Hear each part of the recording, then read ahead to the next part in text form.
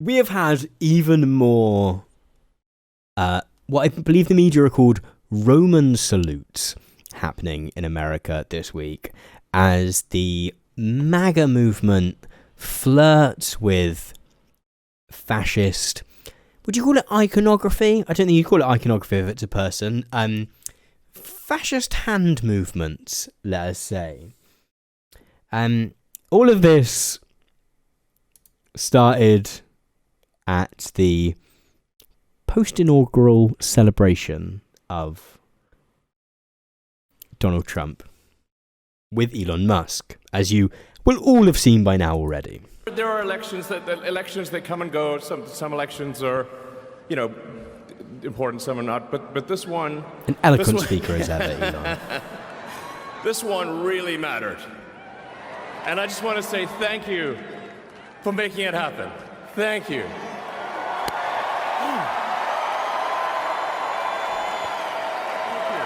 My heart goes out to you. Breaking glass ceilings for Nazis in America there. We then had Calvin Robinson, who is a British... No longer lead his parish. Church leadership removed him from his position for making what appears to be a Nazi salute. He has, although he has been in many different churches over the years in the UK, well, over just the last half decade. All of you for what you're doing. Please keep doing it. Because he gets kicked out. I can encourage you, and my heart goes out to you. God bless. Does it a little bit wink wink there. Although he goes for the salute, I would say, more than Elon does. I think Elon probably does the arm more. I'm someone who talks with my hands, and I was talking about this the other day, and my way of describing it was, I think in my head, I was like, I shouldn't say the phrase Nazi salute, because that one does not say that in polite company. And so my way of describing what I was talking about was to mime it, which is not the thing to do, it turns out. This is one of those things that saying it is better than doing it, it turns out. It was okay. It was in my house. It was okay. It was really trying to do the right thing, My heart was in the right place. Oh. We've then had Steve Bannon. It's been CPAC this week. We don't have victory if we surrender.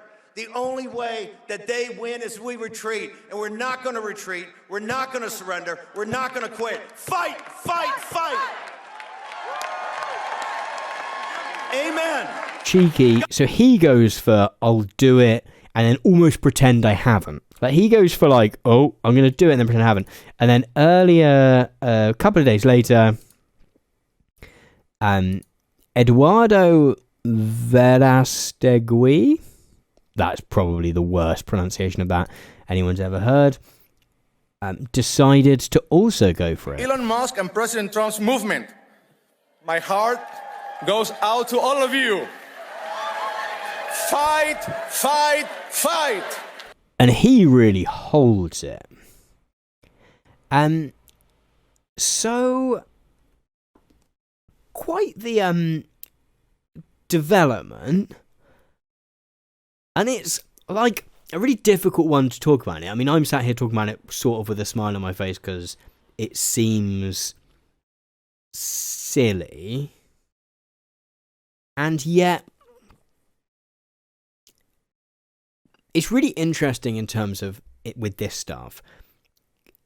In comparing the first Trump presidency and the kind of politics of that, and policies, maybe is the better thing to say, and the second Trump presidency.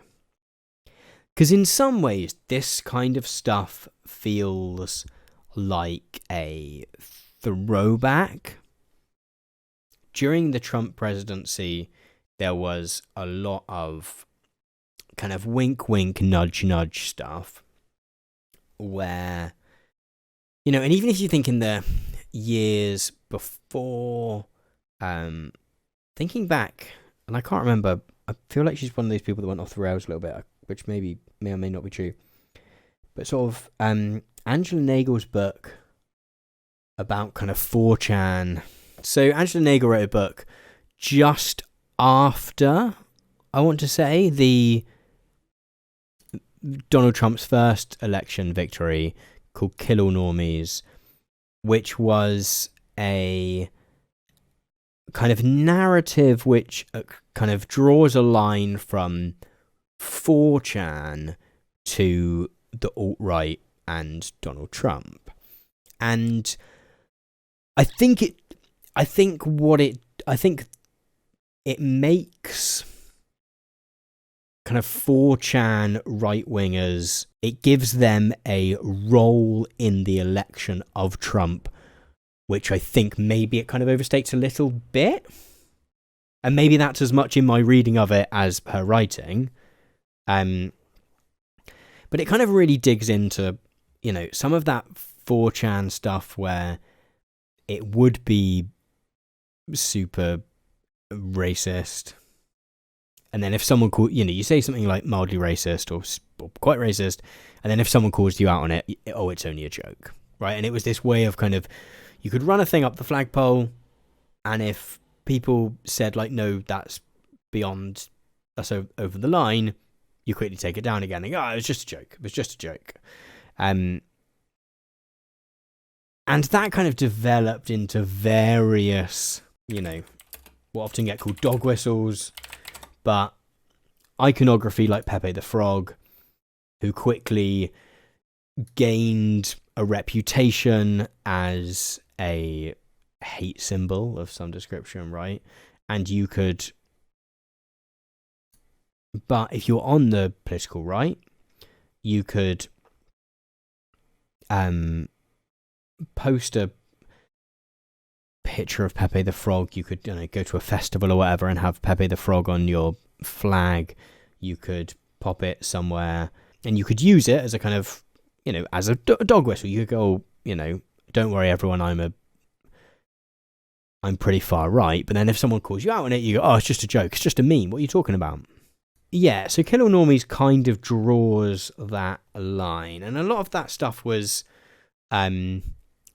present around the first Trump presidency, if not at the heart of it. And the plethora of Nazi salutes we've been treated to over the past weeks in some ways feel like a harken back to that, and yet in other ways it feels like there is so much more substantive about what is going on here, even if the game that is being played with, oh, if you call me out on it, actually I was just throwing my heart out to the crowd, or oh, it was just a joke, is easier, is being played in a slightly different way. Steve Bannon had this idea the first time round, and then it's sort of something which, as Recline suggests, has also been true the second time round. When Trump gets into power, everything should happen at muzzle velocity, right? That sign loads of executive orders, do a bunch of mad stuff like this, say a bunch of wild stuff, do Trump coin and Melania coin, like do so much stuff that the media would need to talk about in order to talk substantially about any of them, that becomes impossible, and therefore you can get away with doing a bunch of substantive stuff which hopefully slips through.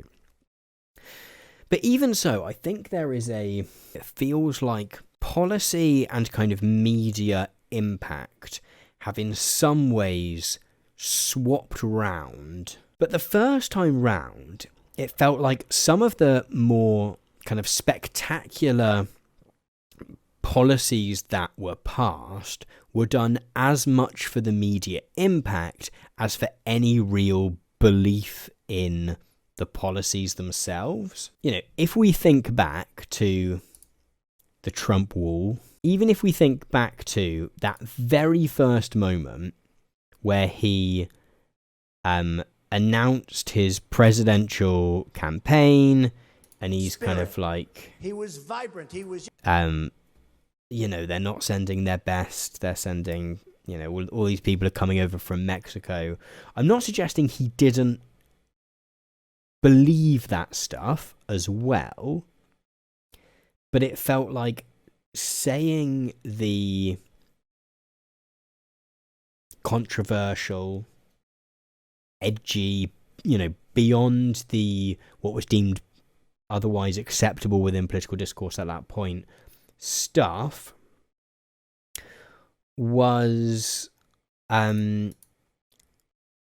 said as much for the immediate impact as for the policy itself. Again, doesn't mean that he didn't also believe in the policy. You know, we're going to build a wall along the entire southern border of the US. That is a big media grabbing moment. In an era, you know, 10 years ago, where ambition in politics in quite a lot of countries had diminished to some extent, right? Centrist, liberal, managerialism was the order of the day, right? To kind of manage the present rather than really push towards any grand political project or whatever. Amid that circumstance, to say, oh, we're going to build a massive wall, or we're going to ban people from Muslim countries, quote unquote, from coming to the US, those things, like, again, I'm not suggesting that he didn't believe in them. I'm not suggesting they didn't have a massive material impact on people's lives, but I think doing these big, crazy, wild things was as important for that aspect of them as for the policy. What we've got this time round is kind of the same thing, but the priorities feel shifted, right? Like DOGE, as a specific example, is, like the wall, a big, spectacular, ambitious, and in any other context, you know, in the context of politics 10 years ago, ridiculous thing to be doing. It has a ridiculous name. It's named after a meme, right? And it's sort of named after a meme coin that's named after a meme. But also this idea of we're just going to absolutely slash the state in a way that not even like Thatcher and Reagan would have considered doing, because it's so obviously like you can't just stop paying out the money. You know, not even Reagan and Thatcher, you know, the big sort of state slashers of the late 20th century would have done it in this way, because it's like obviously could cause some massive horrible economic shock. And yet the spectacularness of just going, do you know what, all government workers to send him like a list of bullet points with all the things they accomplished last week, and presumably so they can be reviewed so we can decide whether they're useful or not. Anyone who doesn't reply is just going to get fired. Like, that's not even a like bad thing. That's not even like a politically this is good or bad. Like, if everyone gets sacked from the government, which in any country is a big employer, it's like pretty risky stuff, not gonna lie. Like, that's kind of economic crash kind of stuff. And yet it's got this like spectacularness to it. It's got this like, of course the media's gonna leap on this because it's so unhinged. And also, you know, it's for some reason Elon Musk, of all people, is doing it. And also the organisation's called DOGE and all of this. And yet, this time round, the policy, like, they really believe in this policy in a way that, like, yeah, building the wall was kind of nice, I guess, but it was as much about having that wild policy to talk about. This feels like the policy happens to be wild and crazy, but there is a sort of political belief system there which doesn't feel like it was quite as formalized before. I mean, someone's linked in the chat, Project 2025. Yeah, there wasn't at least not as far out, there wasn't as strong of a kind of program, I guess. It was a lot more vibes based. The Nazi salutes in particular are kind of perfect for a mediatized age. Because whoever is doing it, it is super controversial. But it's not only super controversial in and of itself, it also then, like, it's not just that it's controversial and therefore the clip gets played. It's controversial and then you end up with days and days of people discussing it. And, you know, you get to play this game of going like, I simply waved at a crowd. What are you talking about? And therefore it also, you know, watching them, there is something about the fact that it goes from Elon Musk, who at the very least is at the center of this political project. And then you go to, okay, yeah, it's that guy. Remember the guy from The Thing who you forgot about? But he's done one now, and therefore he gets to be in the press again, because he did a Nazi salute, and that's a thing that people are talking about now. And then Steve Bannon, whose influence is still all over Trump, but isn't as central to the team as he was previously. Steve Bannon's like, yeah, I want in on this action. I want some of this attention. And then Mexican actor Eduardo Verástegui, I don't know how to pronounce that, I apologize, also does one because now he wants in on the action. And so it's really perfectly, like, the kind of, like, maybe ironic, maybe it isn't, Nazi salute feels like really well crafted for a fast moving media age, and a media age in which we're quite into debate for debate's sake. And something like, you know, one of these guys doing a Roman salute is perfect for that, because that's days of debate, right?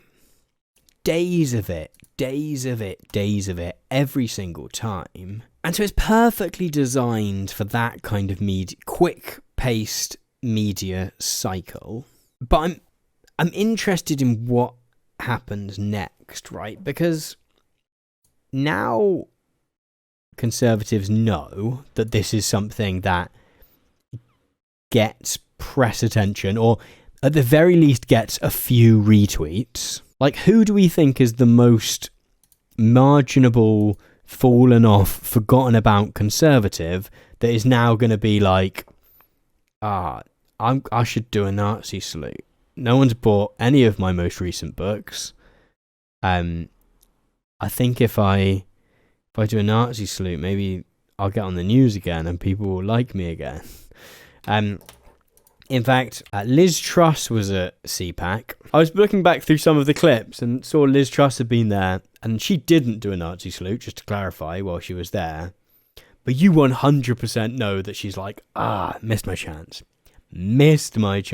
Because she's really turned into someone who will, like, her speech to CPAC was like, let's find it. Patriotic Brits have had enough. they've had enough. And we look across the Atlantic with envy. We see President Trump in the Oval Office signing off executive orders, and we want some of that in words Britain. wrong. We want drill, baby, drill. We want men banned from women's bathrooms and women's sports. Just purely the most embarrassing person. We want illegal immigrants deported. We want taxes to be cut.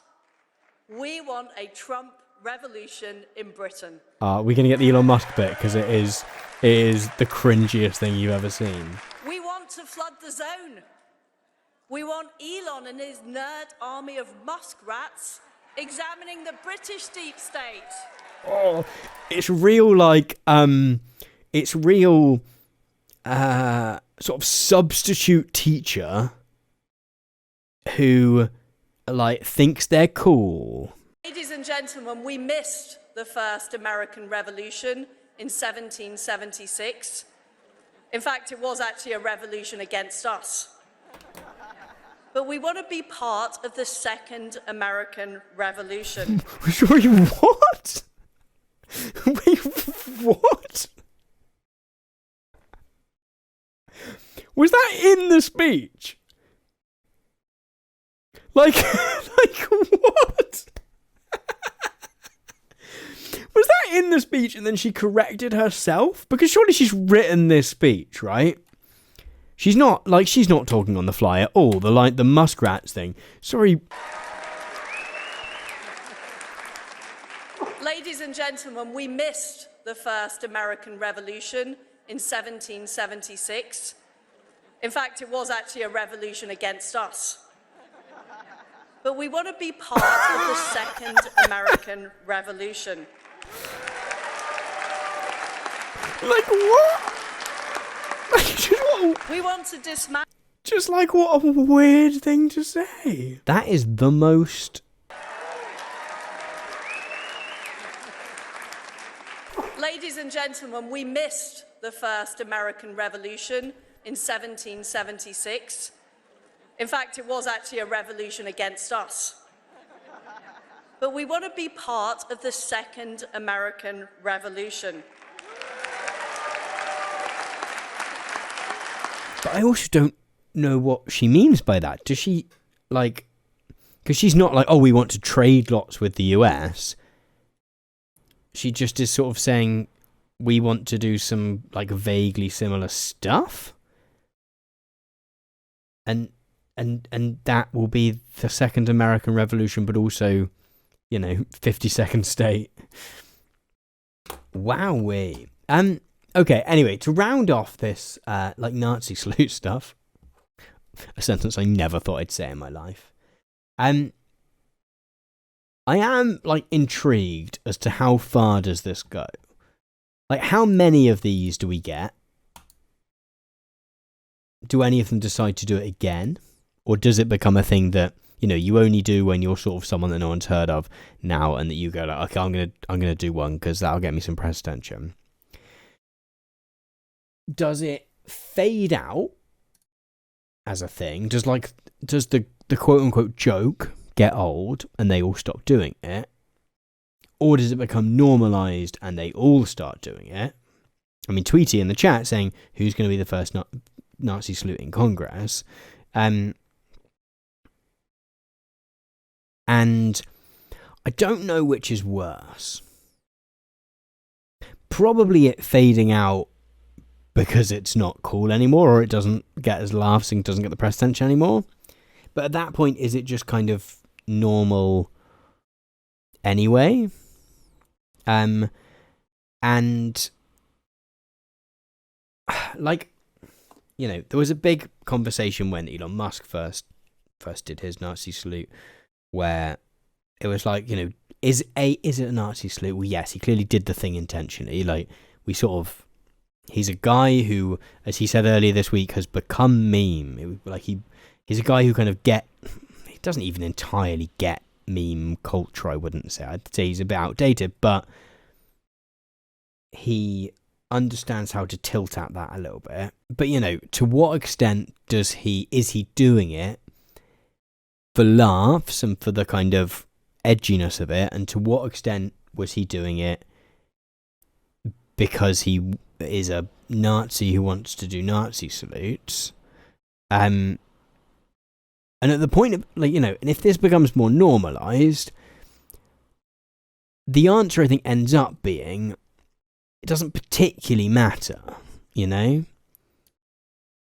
Do we think Steve Bannon's doing it because he's actually a Nazi, he wants to be a Nazi, and therefore he's doing a Nazi salute? Or do we think he's doing a Nazi salute because it's a bit edgy? I don't think it matters. I think at the point you're doing the Nazi salute, you at least don't care that it's a Nazi salute, right? And if it does become normalised, it's not a great place to be.